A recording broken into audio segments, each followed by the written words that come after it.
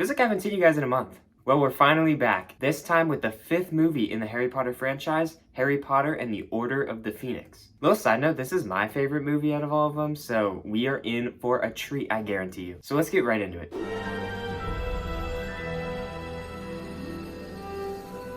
After the title screen appears, we see a light blue orb in the center of the screen that transitions into the sun. This is in reference to the prophecy found in the Departments of Mysteries that we see at the end of the film. And it's going to get even worse. Temperatures up in the mid-30s Celsius.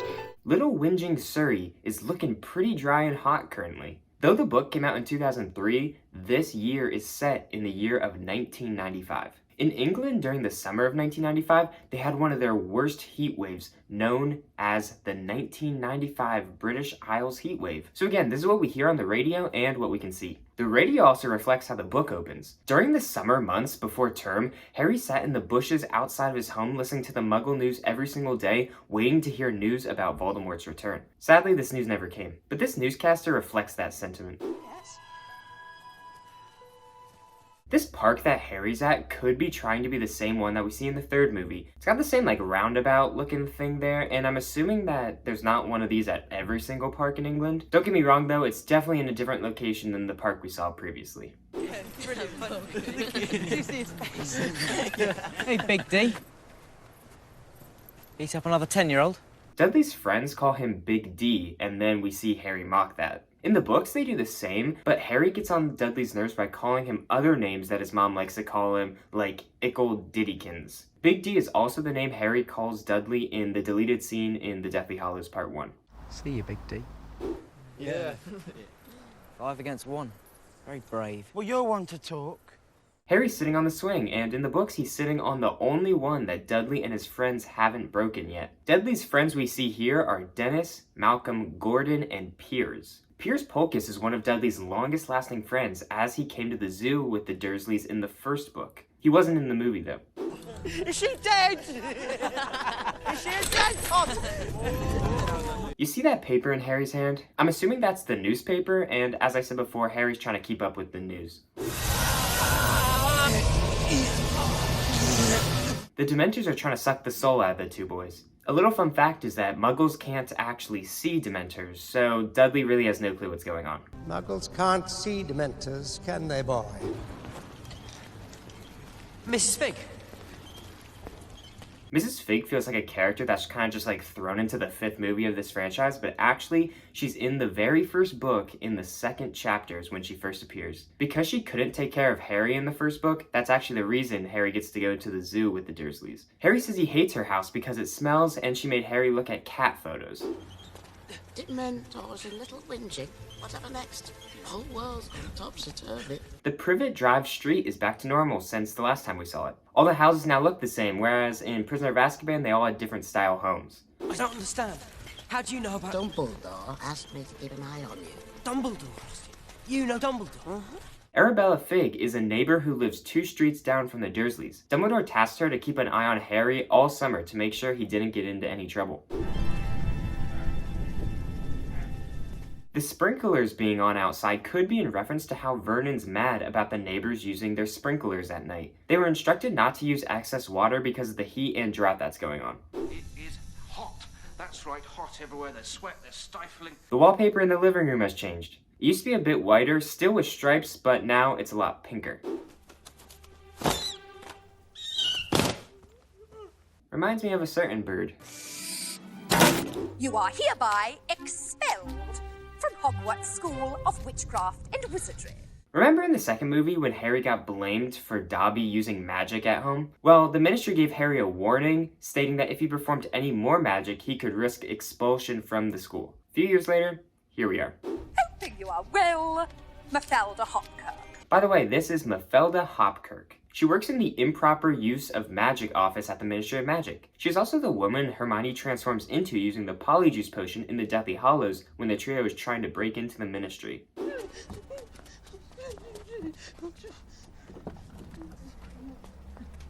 In the film, the Dursleys leave the house to go get help for their son Dudley, but in the books, Mad-Eye Moody sent them a letter that they won the All-England Best Kept Suburban Lawn competition. That's how he gets them away from the house. Vernon's all proud of this achievement because the drought's going on and he still has a good-looking lawn. Harry's closet has moved and is now on the left side of his bed. It used to be in front of it near the door.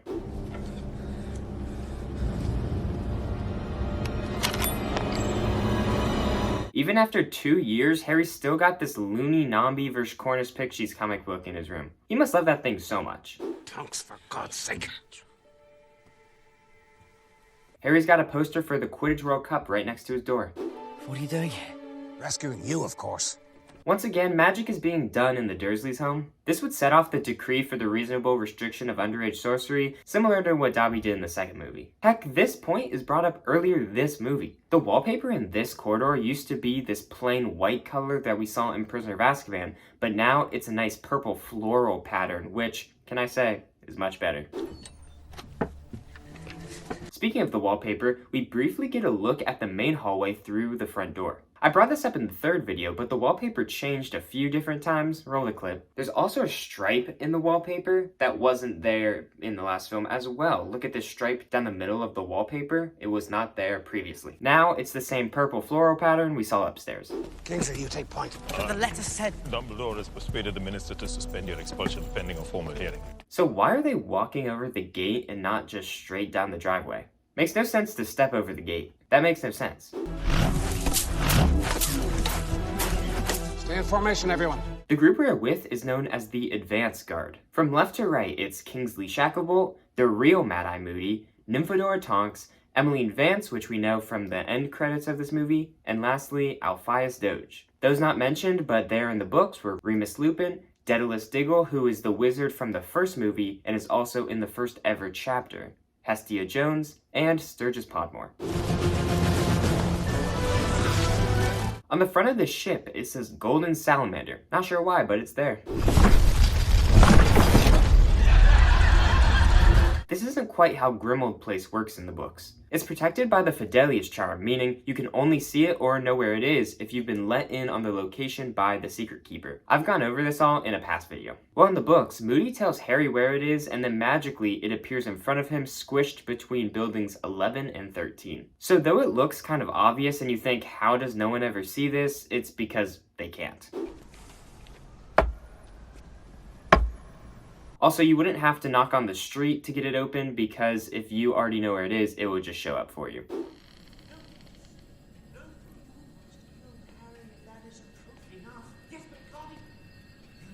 Some information about Grimmauld Place is that it's where the Black family used to live, and Sirius grew up here. At around the age of 16, Sirius ran away to live with James and his family. I was 16.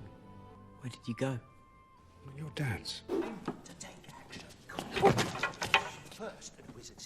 Tonks is known for her clumsiness. She's tripping over a troll's foot that is being used to store umbrellas and other things. It's the same design as the troll's foot we saw in the very first movie when they fought the troll in the bathroom. These are the cut-off heads of the previous house elves that served at Grimmauld Place. They're also Kreacher's relatives. Kreacher is this house elf, if you didn't know that already. Not like it was in the days of my creature is here. This painting that is being covered in the back is Sirius's mother, Miss Walburga Black. Her portrait would often be rude to anyone who wasn't pureblood, which is why they covered her with a sheet so that no one could even look at her. I'm the one who fought him. I'm the one who saw Cedric Diggory get killed. Harry, thought we heard your dulcet tones. Don't bottle it up though, mate. Fred and George just learned how to apparate, and they got their license about maybe a few months ago because they just turned 17. Their birthday is April 1st, and this movie would take place in, like, August. Maybe September. If anyone has a right to know, it's Harry. If it wasn't for Harry, we wouldn't even know Voldemort was bad. He's fine. This is one of the twins' first inventions, the extendable ears. It allowed someone to listen in on conversations through the other end, as we see in this clip. Just like his godfather. Stay out of this, Sniffles. Snape's part of the Order. If you haven't remembered yet, this is Crookshanks Hermione's cat. He ends up breaking the extendable ears. It seems that your hearing at the Ministry used to be before the entire wizardry.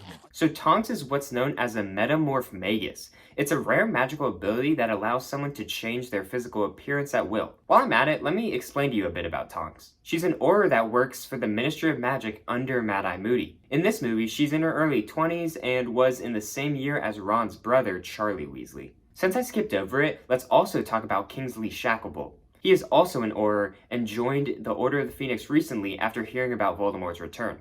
Throughout this movie, we'll see him work under the Ministry's control, pretending to be one of them, when in reality he's actually on Dumbledore's side. Fudge is using all his power, including his influence at the Daily Prophet, to smear anyone who claims the Dark Lord has returned. I mentioned this at the end of the last video, but once Harry came out of the maze, Fudge wasn't a big believer in Harry's story that Voldemort returned. The only other person that could have confirmed this was Barty Crouch Jr., but before he could give any information, Fudge gave him the Dementor's kiss. So now the only person who has evidence of his return is Harry. Now he's returned, and I'm afraid the Minister will do almost anything to avoid facing that terrifying truth. People believe Fudge and the Ministry for two main reasons. One, they think Harry came up with the story for more attention, and two, because Voldemort hasn't been sighted since Harry came out of the maze, and so people think that if he returned, he'd be wreaking havoc.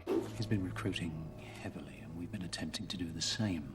The reason Voldemort is staying undercover is so that he doesn't have people messing up his operations while he tries to rebuild his army to its once former glory. All other services are running well.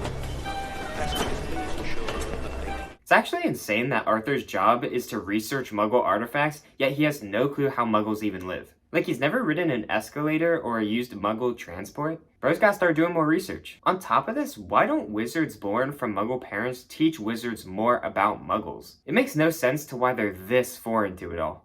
I've never used the visitor's entrance before. Should be fun. They use the visitor's entrance to enter the Ministry of Magic. To enter, one must dial 62442, which spells magic on the keypad.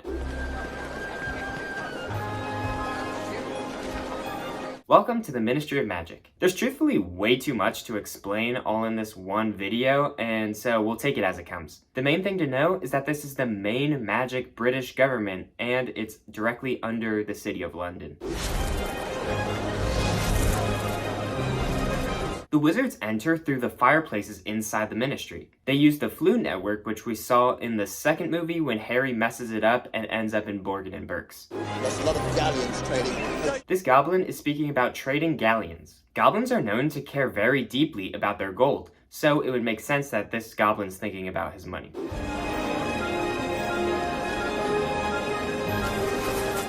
The big statue that's in the middle of the Ministry is actually never in the books, but it's a wizard holding his wand up in the air while hovering a ball in his other. The other statue we see is this fountain, this smaller one, and it's called the Statue of Magical Brethren. It depicts a witch, centaur, goblin, and house elf, and in the books there's also a wizard, but they probably removed him so that they could have this massive one in the main area. At first glance, it shows unity, but on further inspection, it shows the hierarchy of power, with the wizard being the largest out of all of them. These notes that fly around are called interdepartmental memos. Interdepartmental memos. They're paper airplanes that fly through the Ministry like a mail system. They used to use owls, but they caused a mess. Just in case you never realized, this guy on this huge banner is Cornelius Fudge, the Minister of Magic. We quickly see out of the elevator area, and it would be over here on the outer view, which we kind of see wizards and witches walking out of. Morning, Arthur. Morning, Bob. Such a random detail, but Arthur says hi to Bob. This is a book reference to when they get into the elevator and Bob has a fire-breathing chicken.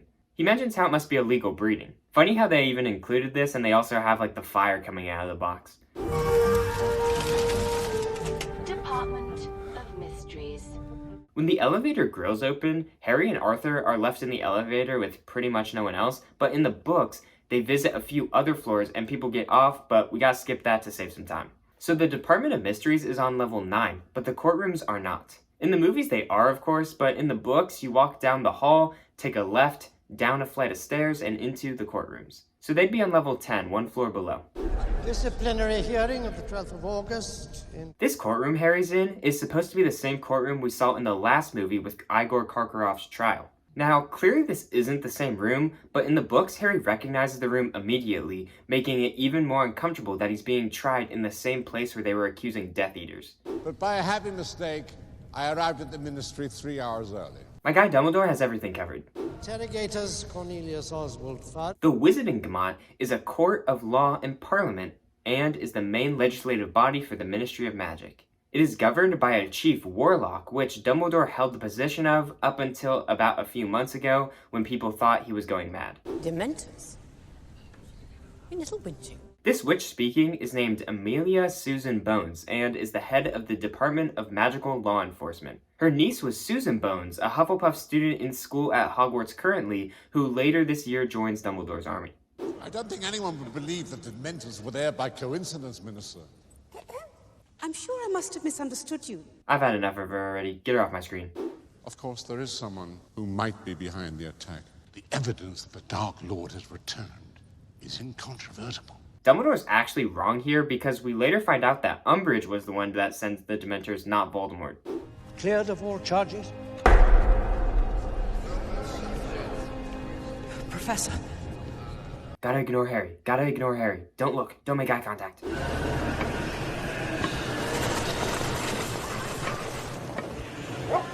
In this shot, we can see the back wall and the outside of King's Cross Station. Here's a photo of the back wall, and here's the movie. This means they're walking from left to right, the same direction as the bridge Hagrid and Harry were walking on in the very first movie. At first I thought that these stairs were wrong, because if you look at King's Cross now, the stairs only go downwards facing the back of the building, which means this shot would have to be over here. But after further digging, in 2007, the stairs actually went in the opposite direction towards the front of the building. So what they're doing now makes sense. Madfoot, are you barking mad? We'll blow the entire operation. In the books, this ends up being disastrous because Draco sees Sirius in his dog form and notifies the Death Eaters. This then notifies Voldemort, which then Voldemort kind of uses Sirius to lure Harry to the Department of Mysteries, which then inevitably kills Sirius. Original Order of the Phoenix. Marlene McKinnon. She was killed 2 weeks after this was taken. Sirius shows Harry a photo of the original Order of the Phoenix. Let's speed through their names. Dumbledore, Alistair Moody, Aberforth Dumbledore, Sirius, Lupin, Figs, Daedalus Diggle, Alpheus Doge, Emmeline Vance, Mundungus Fletcher, Hagrid, Snape, Sturgis Podmore, James, Lily, Peter Pettigrew, Fabian Pruitt, Gideon Pruitt, Frank Longbottom, Alice Longbottom, Edgar Bones, Benji Fenwick, Caradoc Dearborn, Dorcas Meadows, and Marlene McKinnon. Feels like we can't escape which side of the train these carriages are on. Sorry if this is the first video you've seen by me, but I'm skipping most of the background behind this debacle. What you need to know right now is that in Goblet of Fire, the carriages were on the right side of the train because the objects outside the window were moving from left to right, from the left side of the screen to the right side of the screen. Now look at Order of the Phoenix. Explaining the reflection would be a little bit too confusing, but all you need to do is think about how Harry's back is to the front of the train. Now that that's clear, that would put this carriage on the left side of the train. How many times are they going to keep changing this? The newspaper this kid is holding goes from Potter to Plotter, but also on it, it talks about Romanian beast climbing, whatever that may be. I expect this to sell in Azkaban with your name on it. Harry's clearly not too good at fighting because he starts resisting before Ron even starts to grab hold of him. This is the same area that the film ends in, right outside of Hogsmeade Station. You can see the same archway in the back. Hi guys. Hi, Neville. Neville is holding a plant called Mimbulus Mimbletonia. He also has this in the book, and it ends up squirting stink sap all over Harry. Later this year, it's used as the password to get into the Gryffindor common room. We saw these horseless carriages in Prisoner of Azkaban, but now we can actually focus on them. They're being pulled by creatures known as Thestrals. We'll find out more about these later, but Thestrals are animals that only appear to those who have witnessed death firsthand. You're not going mad. I can see them too. Luna Lovegood is reading the newspaper called The Quibbler. You may be wondering why it's being held upside down, and that's because an article about ancient runes was meant to be understood only upside down. On the front, it reads, "How far will Fudge go to gain Gringotts?" And then it shows Fudge choking a goblin. This story is about how Cornelius Goblin Crusher Fudge wants to take the goblin's gold and take over Gringotts. Very true and informational article. The Quibbler is written by Luna's father, Xenophilius, and we see Xenophilius in the Deathly Hallows. Pretty much everyone thinks the Quibbler is trash and only spreads false information. It is also the newspaper that makes people believe Harry's story later this year when he's interviewed about Voldemort's return, again, cut from the movie. Everyone, this is Luna Lovegood. I don't feel like I have to really give Luna an explanation because you should already know who she is, but a quick fact is that she's a year younger than the main crew and is a Ravenclaw in Ginny's year. People call her Loony Lovegood, often because she's so weird. Luna's got on these radish-shaped earrings. Harry notices them and thinks they look like the magical plant called Dirigible Plum. Keeps away the nargles. Nargles are creatures that the Lovegoods believe to exist, but most wizards don't. In the book, Xenophilius sent the Ministry a report about how Nargles were stealing his Dirigible Plums. Dirigible? I can't pronounce this. This is why Luna is wearing that necklace, cause it keeps away the Nargles from her earrings. What an interesting necklace. It's a charm, actually. Keeps away the nargles. Luna is sitting across from Cho Chang in the Great Hall. Now, we have 2 changes in staffing this year. Another thing we like to talk about is how the house order of the tables like to change. Last year, from left to right, it was Slytherin, Hufflepuff, Gryffindor, Ravenclaw, and now we've got Slytherin, Gryffindor, Ravenclaw, Hufflepuff. They love to change it, we all know this. Nigel is sitting between Seamus and Neville at the Gryffindor table. There's also probably that large gap between Harry and Seamus because currently Seamus hates Harry for spreading lies about Voldemort. On all these tables are pictures with a pig's face on them. After looking this up, they're called Hogshead Pitcher. They were sold online briefly, but they also use these pictures at the Hogshead Inn in Hogsmeade. A little reference to maybe how they go to the Hogshead later in this film. We're pleased to welcome back Professor Grubbly Plank, who'll be taking care of magical creatures, while Professor Hagrid is on temporary leave. Professor Grubbly Plank replaces Hagrid as the Care of Magical Creatures teacher while he is away. She also shows up a few times and is notable for being a much better teacher than Hagrid is. In the last movie, they had 2 sets of tables on the stage, but now they're back to just having 1. As usual, our caretaker, Mr. Filch, has asked me to remind you. Dumbledore gets cut off here, but in the script he finishes out the line. He talks about how Filch wants to remind the kids about the banned items list that the Weasley twins are all too familiar with. Words of welcome. I just realized that the House Point hourglasses at the back of the hall reflect the table order. Maybe you should start using these to explain the changes.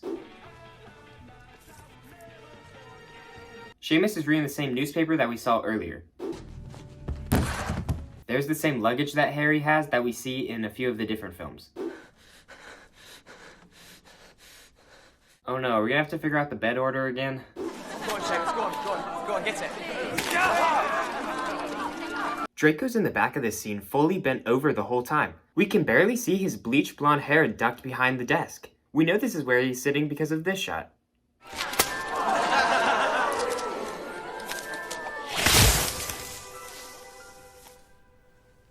Good morning, children. This is kind of confusing because we know that Umbridge is at the classroom door shooting this spell, but she would have to have opened the door and closed it within seconds for these 2 shots to line up back to back like this. Ordinary wizarding level examinations. OWLs. I talked about this 2 videos ago, but OWLs, also known as OWLs, are end-of-year exams taken by students in their 5th year. They're extremely important tests that determine what classes you could take in your remaining 2 years. You could kind of see it in the previous shots, but this room is now much neater than previous years. Before, they had a ton of crap like shoved against the walls and under the windows, but now it's squeaky clean. I'm wondering if she has an obsession with cats. Some lines for me today, Mr. Potter. No, not with your quill. Going to be using a rather special one of mine. This room has changed since last time we saw it. This time it's mainly one circular room with a type of half room connected by it where you can see that window out the back. Before, it was 2 separate circular rooms as we see here, and before that, Lupin and Gilderoy only had 1 singular circular room. So this office has been changing a few times.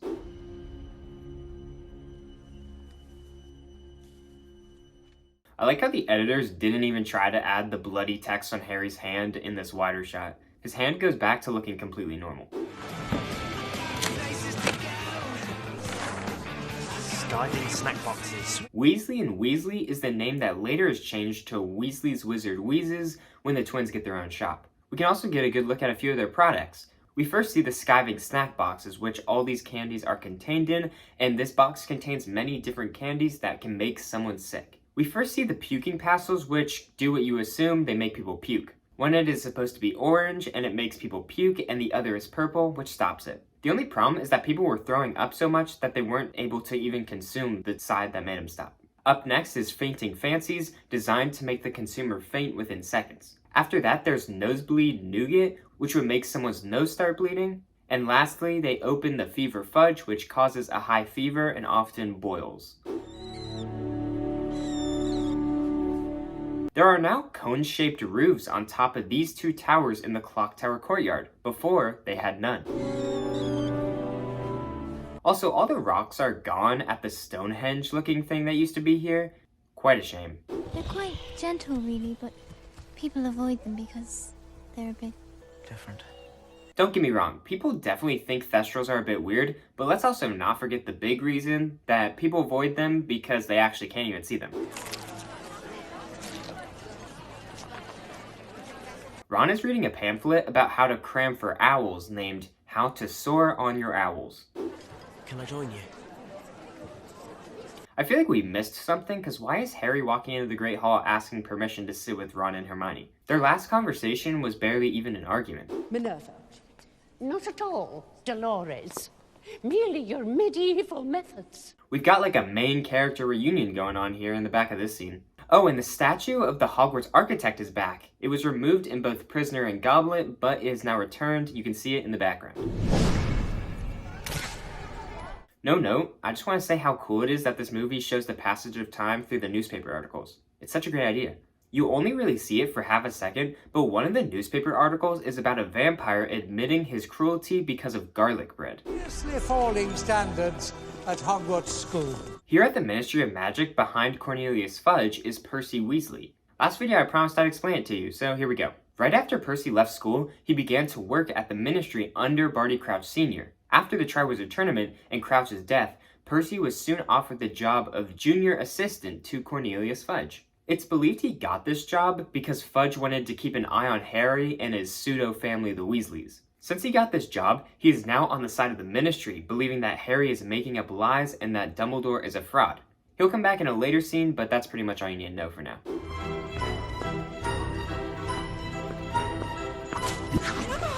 Remember this hallway? Because I'll be bringing it up a lot from here on out. Now, I know we've done counters in the past, and so this hallway is a go-to for the producers from now on. We'll be able to recognize it from this unique architecture down this hallway, as well as the windows being quite unique as well. These 2 areas are part of the same hallway, just a turn is implemented into there. They use this hallway for the Room of Requirement, but they also use it for pretty much everything under the sun. So we now got a counter going, so this is number 1 and 2 since they use it again in 2 seconds. You applied first for the Defense Against the Dark Arts post, is that correct? Yes. This is the new potions room. We got a tiny glimpse of it in the second movie when Harry and Ron are being scolded, but this is the potions classroom that replaces the older one. It's more rounder instead of the boxier one we had before.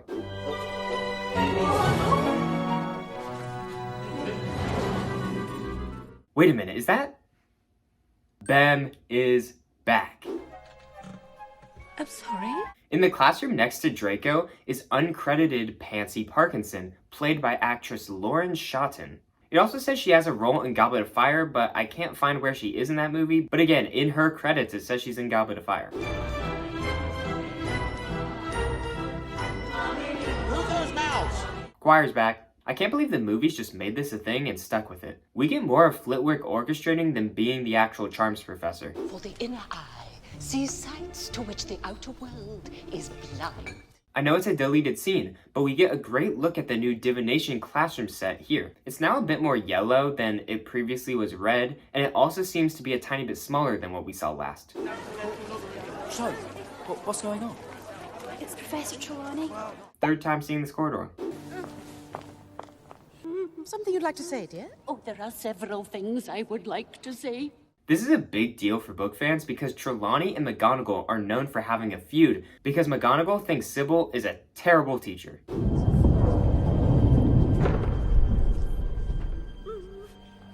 I love the detail that when Umbridge walks into the courtyard, she opens this smaller door inside the bigger door, but when Dumbledore walks out, the whole door moves. That power remains with the headmaster. For now. He's like, do I really have to deal with this? But you all have studying to do. In this shot, they completely forget Hogwarts layout. Right now we're in the Great Hall's courtyard. Looking at this from a better view, we're right here. In prior shots from this same scene, we can see the walls of Hogwarts behind the courtyard through these little grates, but now we take this big zoom out and there's nothing behind the courtyard. I bet the VFX people got confused and thought we were in the clock tower courtyard because if we were, then they'd be correct to have mountains in the background. So yeah, just a pretty little big problem. What are you doing here? Answering your letter. You said you were worried about Umbridge. What's she doing? The filmmakers changed the design of how the Flu Network works, with Sirius putting his head through the fire. Before, he was just a pile of coal in the fire, which didn't really look too good, and now he's like a little ghostly head in the flames. Not sure how I feel about either option, if I'm being totally honest. What can we do? Someone's coming. I'm sorry, I can't be of more help. They legit used this exact same excuse in the last movie. Someone's coming. Keep your friends close, Harry. Can we get more creative people to be writing these scripts? One of the better known details, but that right there, is Aberforth Dumbledore. This is an early reference to him because he is the owner of the Hogshead Inn. Hi.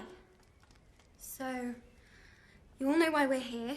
We get this wide shot of everybody who turned up to this meeting. The script is funny because it pretty much just lists every single person. The people who are listed in the script but then don't show up in the actual film are Lavender Brown, Katie Bell, Alicia Spinnet, Angelina Johnson, Cullen and Dennis Creevy, who are replaced with Nigel, Ernie McMillan, Hannah Abbott, Anthony Goldstein, Terry Boot, Lee Jordan, and Susan Bones. So half of them. The room that they're currently in is the same one where Ariana Dumbledore's painting is in the Deathly Hallows. It has these same two windows on the side and the same lanterns hanging from the ceiling. A callback I've never seen mentioned. Defending themselves against the dark arts. Why? Why? Because you know who's back, you tosspot. This blonde guy is Zachariah Smith. He's actually one of the worst Hufflepuff members we know about, so I'll just leave him there. Potter could tell us more about how Diggory got killed. This guy next to Ginny is Michael Coroner. Currently, he is dating Ginny and is a member of Ravenclaw House. They met each other last year at the Yule Ball. If that's why you're here, you might as well clear out now. Come on. Also, can we get a better look at this guy in the back? I hinted at it before, but that right there is the actor who played Bem in The Prisoner of Azkaban. Yes, he's not just in one movie, he's actually a member of Dumbledore's army. Let's keep this Bem counter going. They also reused this shot from Luna and Cho 30 seconds later. You can tell by how Bem moves his head in the back. Hermione actually puts a curse on this piece of paper for anyone who signs it. If someone went blabbing about their secret defense league to anyone, they'd be cursed. More on that when it comes to it. First, we need to find a place of practice where Umbridge won't find out. The Shrieking Shack. I forgot to mention this in the third film, but let's discuss Hogsmeade's location. We can first look at this sign that was in Prisoner, where it points to Hogsmeade being on the right. The other thing that we have is that in Hogwarts Legacy, Hogsmeade is here, compared to where Hogwarts is. So if we assume that Hogsmeade is somewhere off over here, and the bridge is here, this feels like a weird way to get back to Hogwarts. They would have had to fully walk around the whole castle to end up on the wooden bridge. At least we know one positive thing that came from today. Cho couldn't take her eyes off you, could she? Well, duh, the whole meeting is literally about Harry. Ginny's in a bit of a shock right now. Oh, which way you going, Longbottom? More of Goyle speaking. Bro got one line and now can't stop. Also, the same hallway.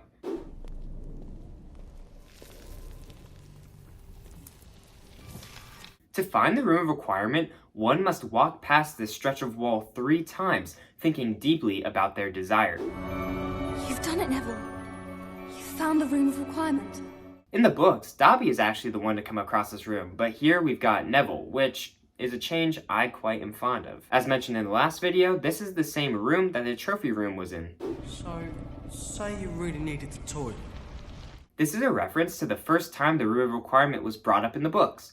In the Goblet of Fire during the Yule Ball, Harry overhears Dumbledore talking about one time that he was wandering the halls in desperate need of the loo, and out of nowhere, a room with lots of chamber pots appeared. Try it like this. Expelliarmus! Expelliarmus, after a million times of it being used wrong, is finally perfectly working. What a beautiful day it is. To ensure maximum retention. On Umbridge's chalkboard, it talks about what's known as limbo mist. Harry comes across this in the Goblet of Fire during the third task. It's a golden mist that, when stepped in, reverses the effects of gravity, flipping the world on its head. This is the same corridor, but I'll only now start counting it for individual scenes, and since it appears like 5 more times in the next 3 minutes, I'll only count this as the 4th. Come on then, Nigel. Give it your best shot. Bem number 12. Love seeing this guy. Bam. Hermione's Stupefy works a lot better. This spell is supposed to stun enemies, so Ron floating in the air kinda still is actually perfect. Nigel here is using the Marauder's map to direct students away from Filch as they leave the room of requirement. This is a great callback to the books because they do this a lot.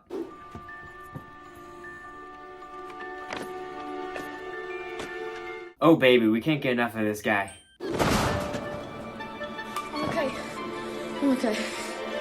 On the poster behind Nigel, the newspaper reads, "Mysterious disappearances mystify, Black to blame." The Daily Prophet is already blaming Sirius for these disappearances. They also blame him for the Azkaban breakout later in this film.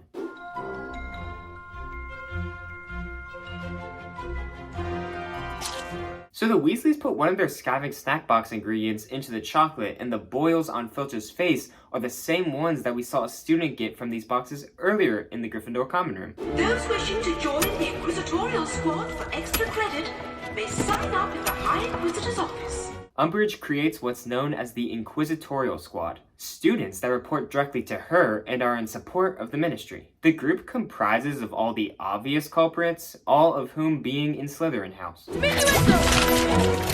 As Nigel shows, the Diminuendo spell causes things to shrink. Another spell, Reducto, is used to blast solid objects into pieces. And well done, everyone. Great work. So yeah, there are a lot more students here than what we started out with. Bem's in the front row, so we'll add that to the tally, but I want y'all to know that most of these people here are actually just extras and aren't in the books as Dumbledore Army for real members. Most of the members in the books are main characters or side characters that we've been hearing about for some time now. We've been thinking, Harry. We could always slip Umbridge some puking pastels into her tea. They give you these massive pus-filled balls, right? Sounds great, guys. Would you excuse me? Fred and George are killing Harry's game right now. Get a move on. Cedric did know this stuff. He was really good. It's just Voldemort was better. But not better than you, Harry, am I right? Hey, high five. Wet. I mean, she was sort of crying. That bad at it, are you? I'm sure Harry's kissing was more than satisfactory. Don't get me wrong, in the books, Cho is crying. But in the movie, I don't see a single teardrop coming from either one of those eyes.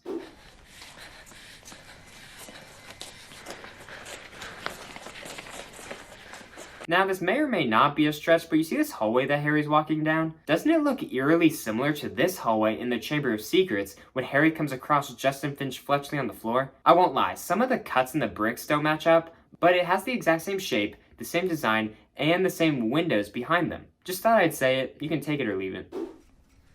In the dream, were you standing next to the victim? May miss it, but they brought the whole Weasley family up to Dumbledore's office. Professor, would you please just tell me what's happening? Everard, Arthur's on guard duty tonight. Make sure he's found by the right people. Everard is a past Hogwarts headmaster. He had a portrait of himself in the Ministry of Magic, so Dumbledore wanted him to warn those near to go and retrieve Mr. Weasley. In case you didn't know, people with paintings in the wizarding world can hop in and out of their various portraits wherever they may be. Sir. Phineas, You must go to your portrait at Grimmauld Place.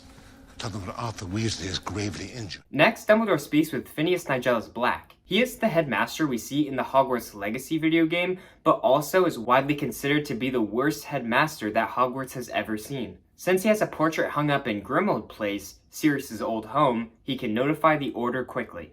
You wished to see me, Headmaster? Severus, I'm afraid we can't wait. Not even till the morning. Dumbledore says that they can't wait, and I get where he's coming from, wanting to stop Voldemort from possessing Harry's mind as soon as possible, but after this lesson, Snape ends up making no progress with Harry and starts giving him weekly assignments. So really, Snape doesn't take Dumbledore's words to heart. It was often the Dark Lord's pleasure to invade the minds of his victims, creating visions designed to torture them. I wasn't aware of this after my first few watches, and some of you could have realized this, but they're doing these occlumency lessons in the potions classroom. It has the same layout and everything. Out the door of the potions classroom, I think we can see the staircase that the two were just walking down.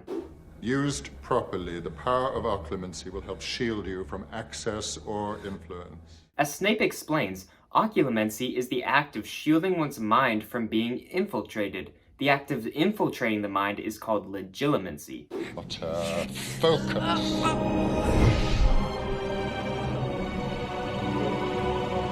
I'm confused with this layout once they zoom out of the tower. From a different angle, this window would be around here. Later in this film, Harry leaves this classroom through the door on the left of the room. So going back to this layout, that means the door would have to be leading outside of the castle walls, which doesn't really make sense. Just a thought. Here we go. On top of the Grimmauld Place Christmas tree could be a reference to the garden gnome placed atop of the Weasley's tree in the Half-Blood Prince. Could also not be, they just look kind of similar. Come on then, everyone, let's clear this way.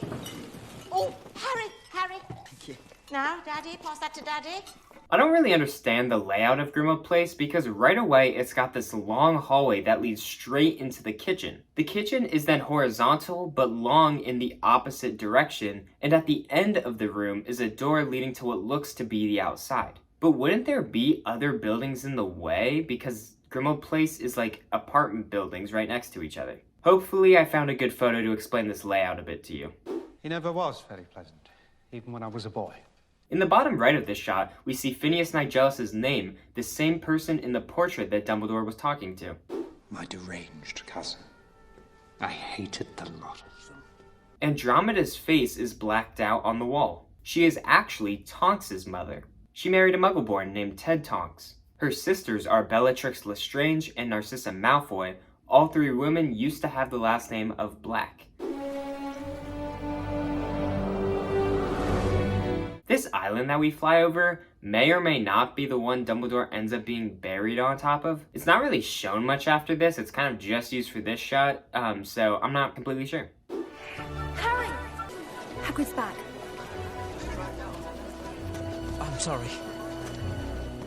They're running the complete wrong way to see Hagrid. I mean, we even see it from this shot 5 seconds ago when it flies in. They're running in this direction towards the boathouse. If we pull up the map, they're down here, they start running this way, even though the hut is all the way up here.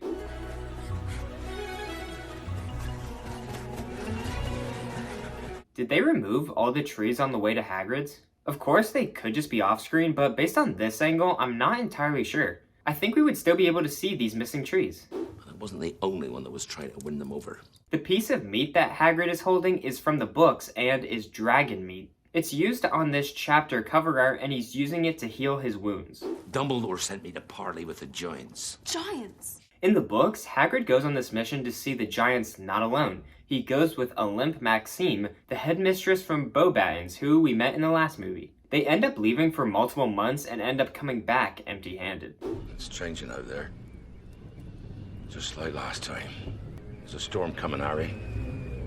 We'd all best be ready when she does. Hagrid, the whole trio's here. Let's not leave Ron and Hermione out now. The first male Death Eater we see is Antonin Dolohov. He is part of the Battle of the Department of Mysteries.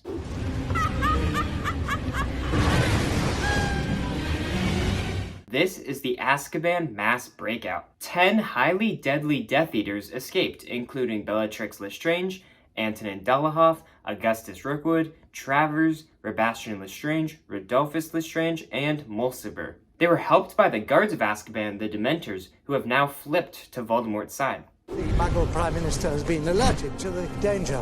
This may be a reference to the first chapter of The Half-Blood Prince entitled The Other Minister, because in this chapter, Fudge talks with the current Muggle Prime Minister to tell him all that's been happening for the past few months and Voldemort's return. In the newspaper, it reads Ministry Angers Centaurs, a reference to how in the books, after Trelawney is fired as divination teacher, Dumbledore hires a centaur named Firenze, the same centaur Harry meets in the first year while he is in the Forbidden Forest. He teaches divination to Umbridge's dismay. We also catch up with our vampire garlic bread story as he admits to being guilty. We strongly suspect that the breakout was engineered by notorious mass murderer Sirius Black.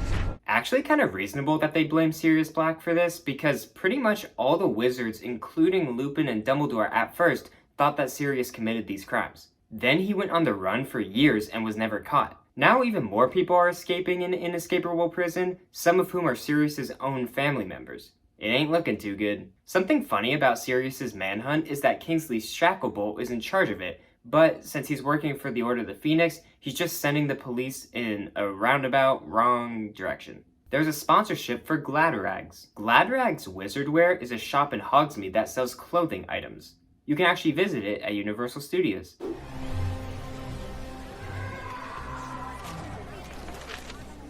Neville's really mad because Bellatrix is the one that tortured his parents and he wants revenge. Warned Fudge this could happen. He's gonna get us all killed because he can't face the truth. The kids have got Cheery Owls, which is a play on Cheerios. There's also a brand of cereal called Pixie Puffs. Oh, yeah. I wanted to apologize. If you look at the house points in the back, Slytherin is winning by a crazy large margin. This is because Umbridge favors the Slytherin students and loves to deduct points from everyone else. Neville?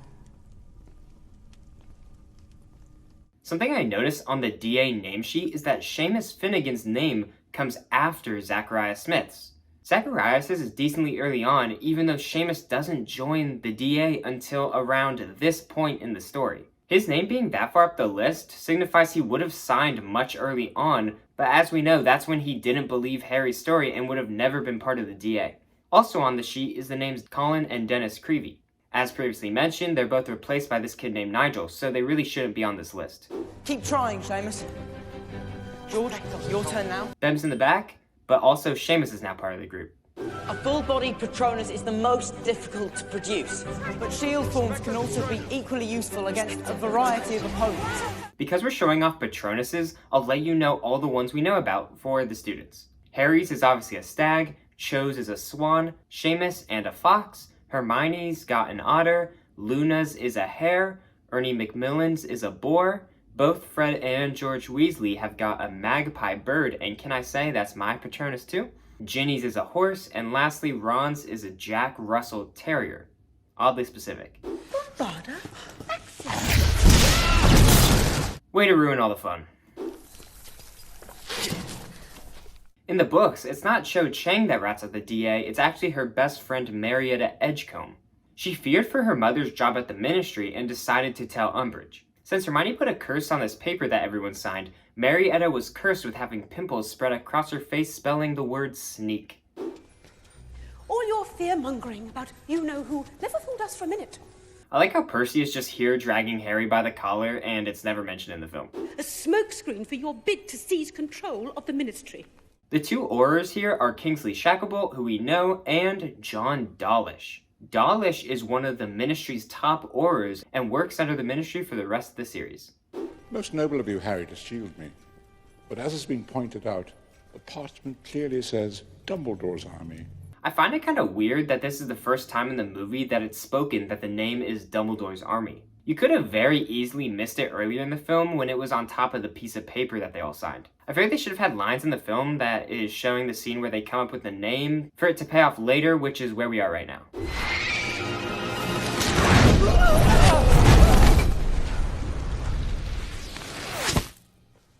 In the books, this is only partially correct. Dumbledore hexes the Ministry workers with a blast and knocks them all out. This lets him talk to Harry and McGonagall before he leaves. After that's done is when Fawkes the Phoenix comes down, which helps Dumbledore apparate. Quick little bend there. No one could win against that old hag. Even Dumbledore didn't see this coming.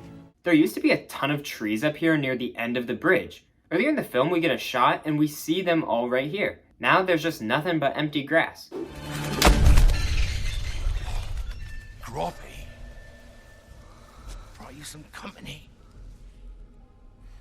So Grop is Hagrid's half-brother. Hagrid's mother is a giant, and his father is a normal-sized man, which makes Hagrid a half-giant. With Grop, his mother mated with another giant, making Grop a full giant, though he is still relatively small compared to the other giants. Protego! Protego is a shield charm. It protected the caster with an invisible shield that could reflect whatever spell was cast at it. Here's the hallway again in the flashback. I told you, once they built this hallway, they'll never not use it. Come on, Mooney, go for it. In this shot, it's funny because in the back we see this boat, which means they took this boat all the way across the Black Lake just to bully Snape. In the background, you can also see the owlry missing, and it would be around here.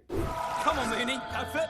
This is the first time we hear Lupin referred to as Moony. Sirius will be called Padfoot later in this film. Impedimenta.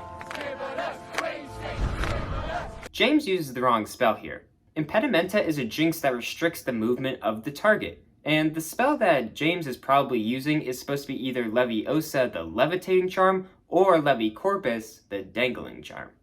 Right, who wants to see me take off Snivelly's trout? We hear them chant Snivelus Greasy. Snivelus is the name the Marauders gave to Snape while they were in school, and Sirius called Snape this name earlier in the film when the gang was listening through the extendable ear. Fellow, just like his godfather. Stay out of this, Snivelus. Snape's part of the Order. Snivelly's trout. In the back, we see young Wormtail. They actually did a great job on this casting because it really does look like Peter Pettigrew. You know how I mentioned Levicorpus just a few seconds ago? This is because Snape actually invented that spell. After he came up with it, it spread across the whole school like wildfire, and it was later used back on him. Enough! In the books, it's actually Lily who pleads to let Snape down. Afterwards, Snape calls her a mudblood, which is one of the reasons Lily stops talking to Snape altogether.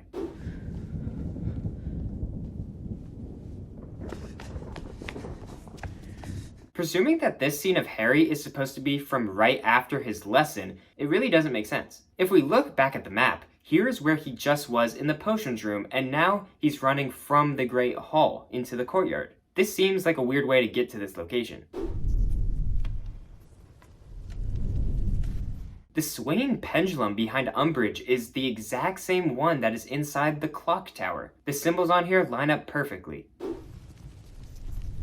Also, they changed the house hourglasses from when we last saw them. Now Slytherin is on the far left with an insane amount of points, and they shuffle around the other houses.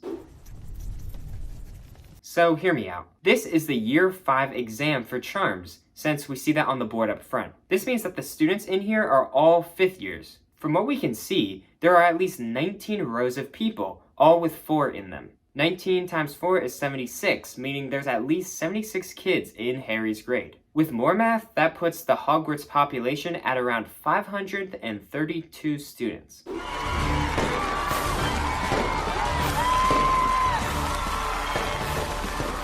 On the left of the frame, we see Zachariah Smith and Michael Corner. The problem is that they're not wearing Hogwarts uniforms. It's confirmed that Michael Corner is currently in his 5th year, the same as Harry, so he should have had the uniform on because he would have been taking the exam. Similarly, Zachariah Smith's age is actually kind of unknown. He's either in Harry's year or a year below.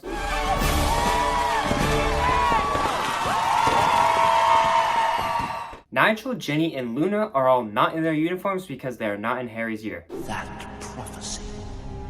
On the tag that is beneath the prophecy, it reads SPT to APTWBD.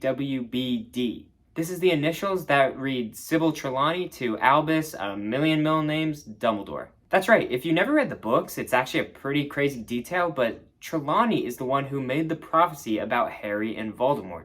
It actually happened at the interview to hire Sybil for the Hogwarts job, which is why Dumbledore was there. Harry unlocks the door using the Alohomora spell, a spell that unlocks locks. Hermione uses it in the first year to open the door where Fluffy the three-headed dog is. Notice how the trio used to be in their school robes for the exam and are now in their everyday clothes. I guess when they were sprinting to get to Umbridge's office, they stopped to change their clothes. So much for being in a rush. Alert the order if you can. Are you mental? We're going with you. Umbridge has a stock of Weasley's Wizard Wheezes products, the skiving snack boxes that we saw earlier in this pile. Caught us by trying to help the Weasley girl. Ginny, Neville, and Luna were put on lookout to make sure Umbridge doesn't come back. Clearly, they weren't too good at their job. You've sent for me, headmistress. Snape, yes. Love this scene, because when Umbridge backs off, you can see Ron in the back with just like this wide, creepy smile for no reason. Behind the scenes says that it's because he couldn't stop laughing, and that's just the face he was making. He's got Padfoot. He's got Padfoot at the place where it's hidden. What is Padfoot? Well, what is hidden? What is he talking about, Snape? No idea. I never liked this scene for the fact that in the movies they never explain that Sirius is Padfoot. Since we skip over the Marauders' backstory, there's no setup for this moment. You have no business here, Centaur. This is a ministry matter.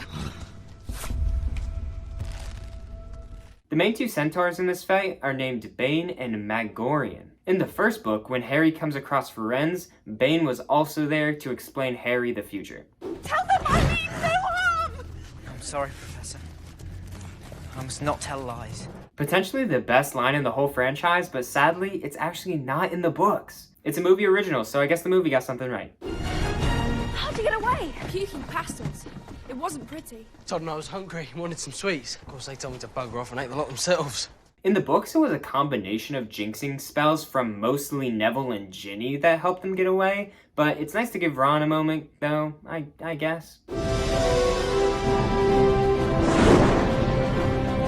This is near the same area that Harry was flying around at the beginning of the film with the Advance Guard. In the back, you see this triangular roofed building, which is this little building in the background that is kind of being cut off.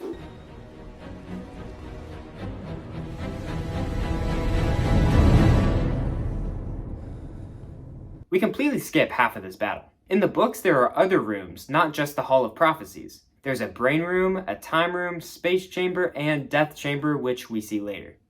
He should be here. Harry, it's got your name on it. Neville just happens to come across the small prophecy that happens to be about Harry. Sure, why not?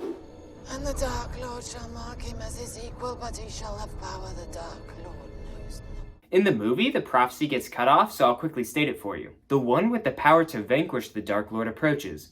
Born to those who have thrice defied him, born as the 7th month dies. And the Dark Lord will mark him as his equal, but he will have power the Dark Lord knows not.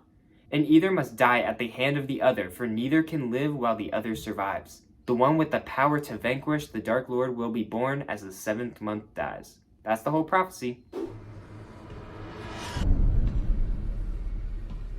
The Death Eaters don't have their pointy hats anymore. I wonder why. Is that prophecy? Why did Voldemort need me to come and get this? You dare speak his name. The only people that can retrieve a prophecy are those of who it's about, meaning Harry or Voldemort are the only two who can retrieve it. Since Voldemort can't just walk into the Ministry, his plan was to get Harry to get it and then steal it from him. Voldemort wants this prophecy because he's only ever heard about half of it. Snape overheard it during Trelawney's meeting and then ran to tell Voldemort. But without knowing the full prophecy, Voldemort could make a mistake. That's why he wants to hear the whole thing. Death Eaters can't teleport or fly like this. They'll continue doing this from now on, but in the books, whenever they fly, they're just usually on brooms. Snape and Voldemort are actually the only two people with this smoky black flying ability, and it's known as unsupported flight. Petrificus Totalis! Well done, Neville. Petrificus Totalis is a full-body binding curse, used on Neville in the first year by Hermione. Petrificus Totalis. It temporarily paralyzes the target. Can you tell what they're saying? We enter the death chamber. In the books, there are benches around the center, and the center with the veil was sunken lower into the ground. In the movie, it's almost the opposite, with the archway being raised in the center.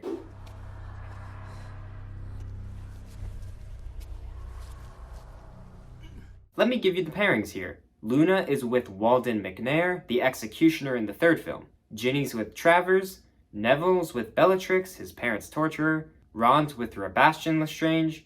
Lastly, Hermione's with Antonin Dolohov. Neville's the one to drop the prophecy in the books, not Lucius. Nice one, James! Why is Lucius dual-wielding wands? You can see 2 wands in his hand, and then one gets flung by Harry.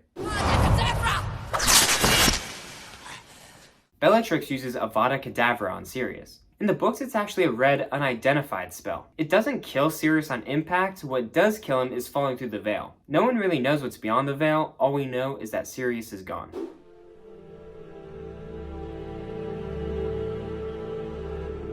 It's kind of funny because in the books, Bellatrix makes a dash for the elevator, which means Harry has to do the same as well to get to the main atrium floor. Remember, we're on level 9. In the books, he has to technically sit there and then wait in the elevator. Imagine that scene. They kind of skip over it in the movie and the book, but it's just a funny thing to think about. I know this is a sad scene, but if you look in the back, that's actually the security desk at the Ministry. Harry visits this in the books to get his wand checked out because he is a visitor. We can see this desk in the background of a few different shots.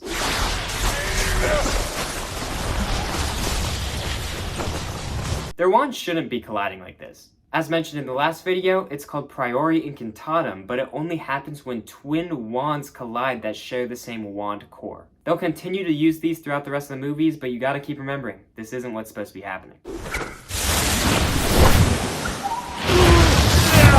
Dumbledore takes the water out of the Fountain of Magical Brethren and uses it to cover Voldemort.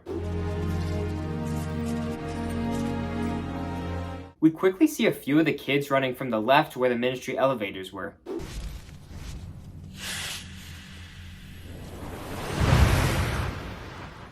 He's back. Fudge, Percy, and Dawlish arrive from morning work and have quite the sight to see.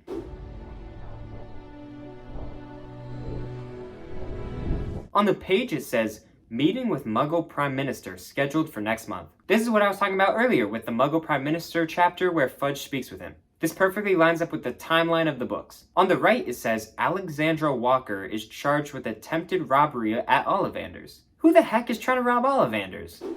I know how you feel, Harry. You don't?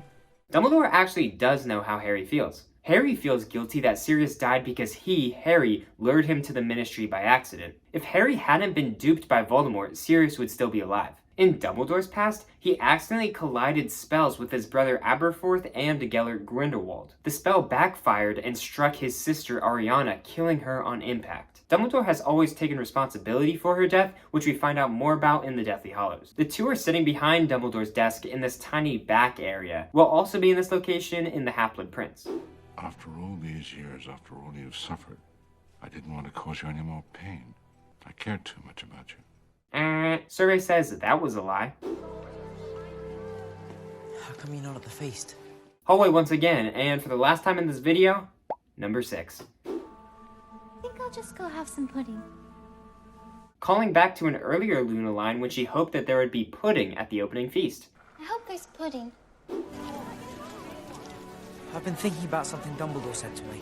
Harry's wearing the same shirt that he was wearing in the opening scene of the film, bringing this movie full circle. In the background, Padma runs into something invisible, which, as we know, is the Thestrals that is pulling the carriage.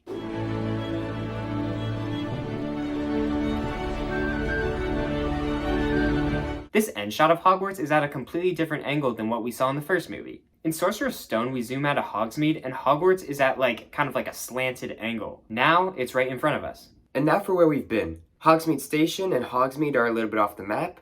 We've been to the Great Hall and the Great Hall's courtyard, the grand staircase right next to it, the Gryffindor common room with the Gryffindor dormitories, the Defense Against the Dark Arts classrooms, Divination classroom, and Potions classroom, Hagrid's hut, and areas of the Forbidden Forest, and lastly, Dumbledore's office. And before anyone says it, we don't really know where the Room of Requirement specifically is, so I can't actually put that on the map.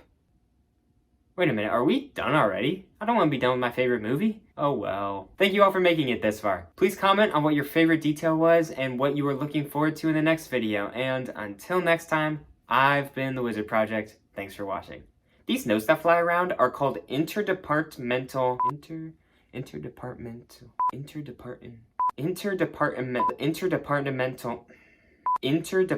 interdepartmental memos. I'm done.